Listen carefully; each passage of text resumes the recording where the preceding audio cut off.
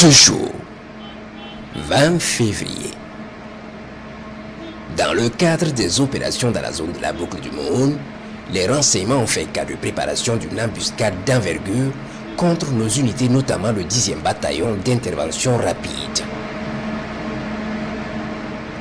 Les hommes du 10e bataillon ayant appris l'information d'une embuscade sur leur itinéraire vont enfourcher leurs engins et foncer vers l'ennemi pour un contact imminent.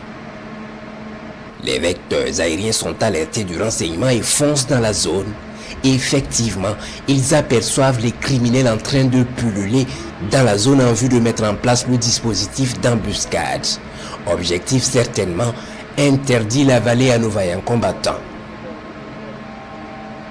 Les hommes du bataillon supplient les combattants du ciel de ne pas engager le combat sans eux et se dépêchent vers les lieux. Les criminels évacuent leurs biens précieux de leur base vers le nord, le bétail volé et se préparent à l'affrontement. Décidément, c'est leur terrain et ils ne comptent pas quitter.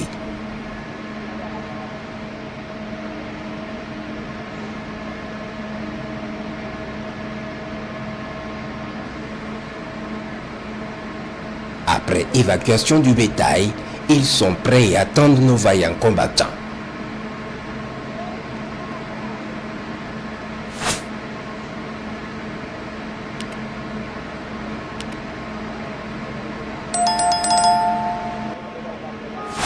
Enfin, le pire arrive à leur niveau et le combat de titans s'engage immédiatement.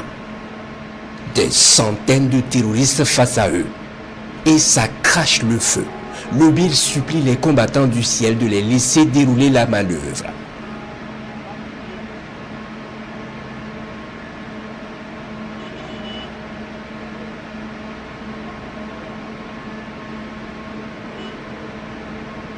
L'ennemi engage un combat frontal en masse et prend un feu nourri sous le regard des vecteurs aériens.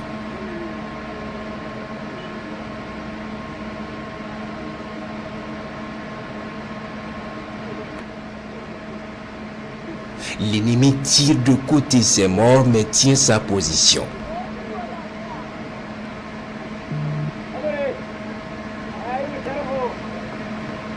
L'ennemi renforce sa ligne dans le combat frontal malgré ses pertes, mais l'occasion est belle pour les vecteurs aériens qui vont demander la permission au pays de rentrer en action.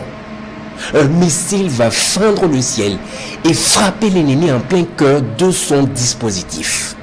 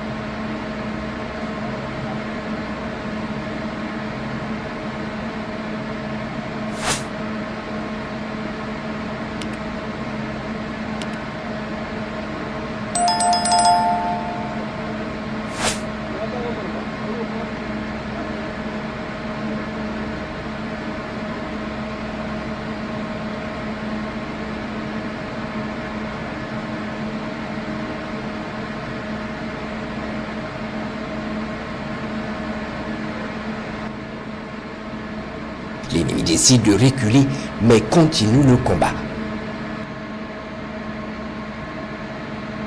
Un deuxième missile va les frapper dans leur repli vers l'autre rive.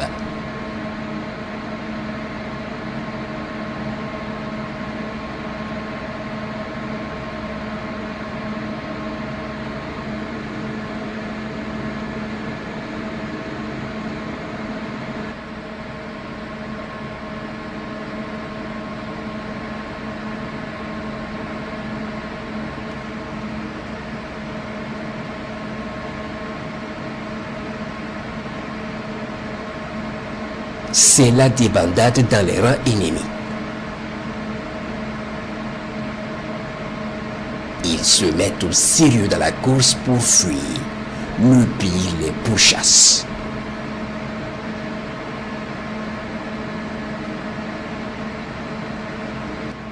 Les éléments du Bir investissent le pont et les bases ennemies autour. Ils prennent le matériel encore utilisable et achèvent leur mission. Dans la soirée aux environs de 17 h, une mission de reconnaissance va revenir sur les lieux et voir l'étendue des dégâts.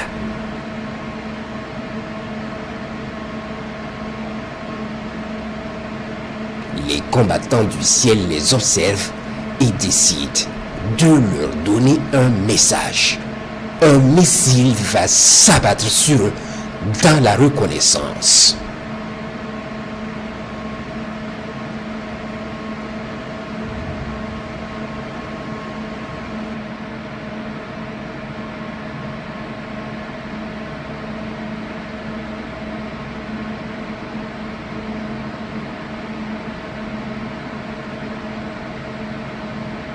Les criminels évacuent leurs blessés en toute urgence vers un bâtiment d'un village au nord de la position qui leur sert certainement d'infirmerie. Les combattants du ciel les regardent, puis une fois dans le bâtiment, ils sont foudroyés violemment.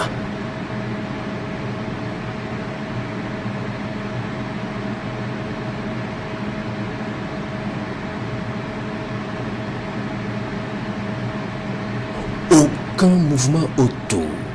Le combat fut intense. La raclée est sans pareil.